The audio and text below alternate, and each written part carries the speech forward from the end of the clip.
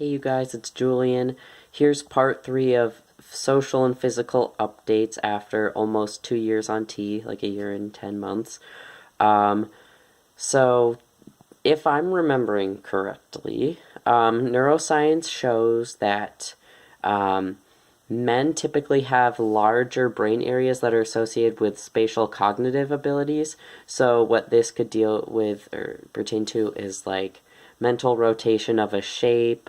Um, Also, just like kind of knowing where you are in space, like navigating throughout the world. I believe that's part of it. Whereas women have larger brain areas associated with like linguistic ability. So, it's saying like data have shown that on average, again, this isn't like a blanket statement, but on average, women have more linguistic ability, like can be more articulate, whereas men are stronger in the spatial capacities. Um, so one thing I will say, and again, I don't know if this is like 100% true or if it's like I think this because I've heard about these studies or not, but I feel like I've become less articulate since starting T. Like I maybe less fanciful with my words. Again, not to say that men aren't fanciful with their words. Um, then again, though, it could also be just like being out of college and not reading a lot because I just don't read. I listen to podcasts, I listen to audiobooks, but I don't read. So it could be that. So I don't want to say that this is what it is. Um, in general, I do feel like I don't use as many big words. So, I don't know. Maybe it's neither here nor there. Um, I will say I feel better at puzzles and mind games and slightly better at navigation. But then again, who knows? Maybe it's because I've been doing a bunch of puzzles during the pandemic, so I'm just better at them now. I feel like my unconscious mind picks up on stuff a lot quicker, so it's just easier for me to remember what puzzle piece is where and what should go here.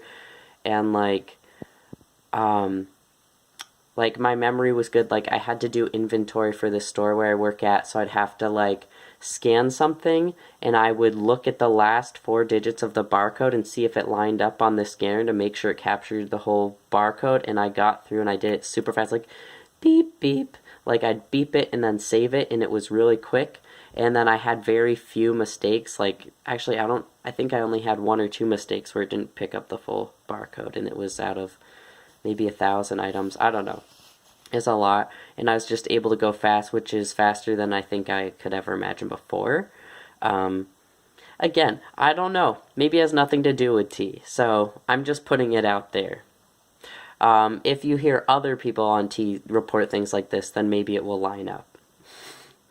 Um, what else? Let me think.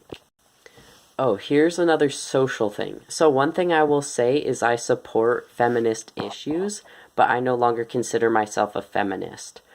I just like, I think, I know that there are different, feminism can vary across time and across social groups. There are different kinds of feminism with different goals and different angles. So I know it's very broad, and I do care about a lot of the issues. I just think that it's kind of silly to have different missions or different groups for different genders. Like, okay, do we need a separate group that's for non-binary people, or one that's separate for men, one separate for trans men, trans women? Like, it just seems so unnecessary. Why can't we just work for, like, gender equality in general? Plus, I think it's funny because feminists always say, I'm not a man hater, I'm not a man hater. And you know, looking back at when I identified as female and a feminist, I was one of those people who said, oh, it's not just about hating men, like, we don't hate men, but like, yeah, I kind of did. Like, especially in like, my women's studies class in high school, and some in college, like, and there's a TED talk, I forget her name, but the title was like something like How Feminism is Undermining Itself.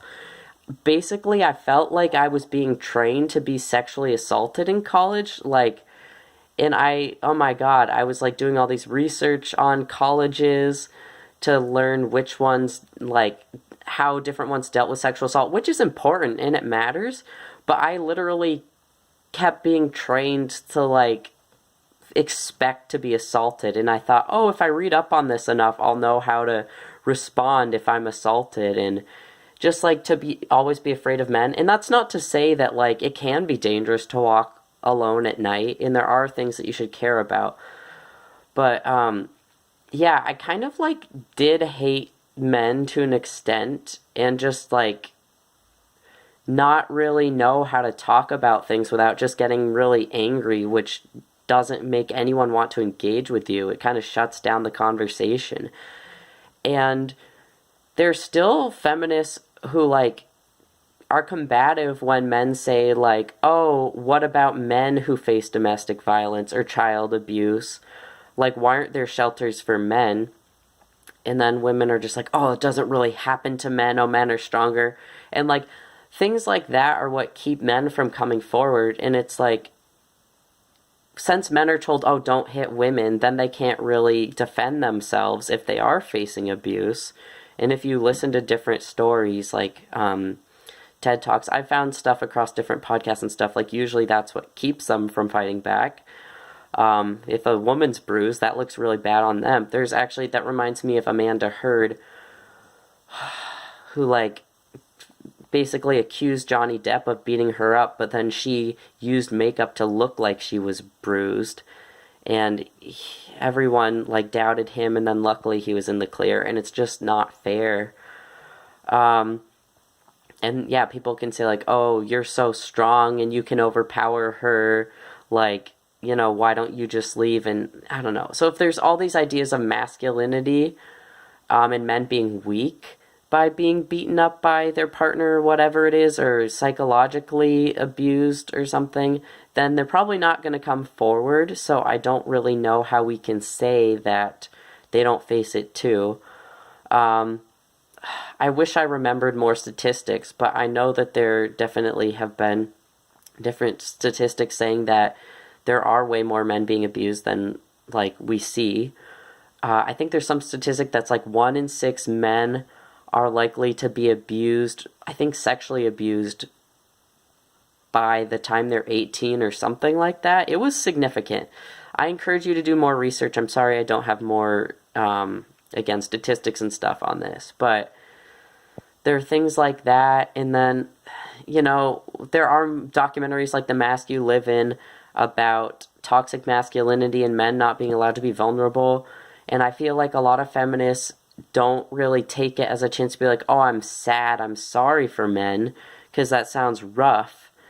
They take more the angle of, like, oh yeah, toxic masculinity is so horrible, and then they blame them for that, and they, like, call them out for that, and it's like, you're not helping anything. You're just, like, kicking them when they're down. So I'm not a feminist. I'm an egalitarian. I think people need to stop saying the future's female. Pardon my French, but it's kind of fucked up.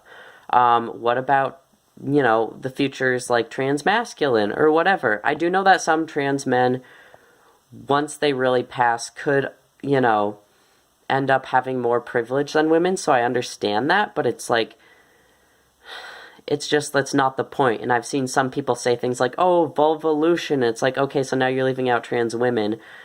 So I just think this is all silly, and we just need to support equality for all genders. So yeah, I'm kind of fired up about that. But anyways, I encourage you to watch that TED Talk.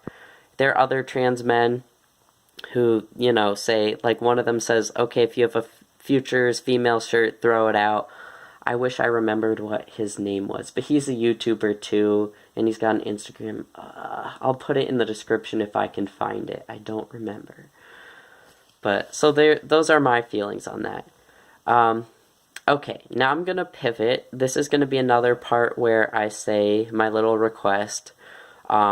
If you know me in real life, if you're an acquaintance, a friend, a family member, please do not continue. This is personal stuff, and you'll lose my respect, and this will be a breach of trust if you continue. Okay. 5, 4, 3, 2, 1. Okay. So I'm going to be sharing some more physical development stuff. This isn't my favorite. I'm not really into this stuff, but I think everyone deserves, all trans people, all trans men deserve to know. You should know as much about the physical transition before you begin. I think it's just shows not how new this is, but how few resources there are out there. And I didn't know a lot of this stuff. But so bottom growth can continue for a long time. It can continue up to like 2 years, maybe even past that. I have no idea. I will also say one huge thing is many trans men experience pain when they orgasm because it's like in the pelvic region, like if you've ever experienced period cramps, it's kind of in that region. And it can be pretty painful, I've heard. And it kind of makes sense why it happens. What I've read is that basically your body like clenches and unclenches, and usually it's more in the vagina. But then when things are changing, like when it's more like only the clitoris that's being stimulated. Again, I encourage you to read about this. I just thought it was, fair to share. Basically, the body clenches and clenches and clenches and clenches, and it doesn't know how to release. So that's where that tension starts, and it can be bad, and it can last for several days, just like a clenching in kind of the abdomen, pelvis area, like the ovaries. I believe it's happening in the ovaries. Again, check up on this. I've heard some people say that if they stimulate both the vagina and the clitoris, then it doesn't cramp up as much, or if at all. Some trans men get hysterectomies for this, but one thing I've heard about that is then you might have to take estrogen supplements because then you're not producing your own estrogen. So I just wanted to share that because, again, you should know everything about what will happen to your body. I think some people will, be really scared or disappointed if you're allosexual, if you're a sexual person who engages in sex or, masturbation or something like that. Again, it's, I'm not sure what to say. I mean, I think that it would be extremely painful to not transition if that's your identity. I do know trans men who don't take hormones, but they do get misgendered all the time. So that is scary. Sorry, my cat's right here. So I just wanted to share that. I would advise looking it up. There are some resources online. I can't really elaborate more than this. I will also say I think the vagina wall thins out and kind of dries out. So then you have to lubricate a lot, so even like vaginal sex can hurt sometimes too. There's one guy, I'm going to drop his name in the description too, who's very sex positive. I'm not sex positive, but I don't judge people. Maybe I do, but I don't say anything. But I do think this information needs to be out there. But, his name's Chase. He does a lot of sex education for trans men and stuff. So I'll put his name in the description. He's a YouTuber. Yeah, I hope that helps. Again, I'm not really great for questions for this part, but it just needs to be out there. In general, I hope you found this video to be helpful. I know some of what I said might be controversial. You're entitled to your opinion. I just wanted to share this is kind of a reflection, just how my opinions have changed and stuff. Because I found it really hard. It's just so funny how I didn't, how much of the male perspective I didn't understand until I started living in this world. And it makes me really sad because it's like, how do you share that with feminists and women, especially if they're told that they're the ones who have it bad all the time, and not men at all. So I don't know. We have to bridge that gap. Gender equality. Woohoo! Alright, thanks for watching. Bye.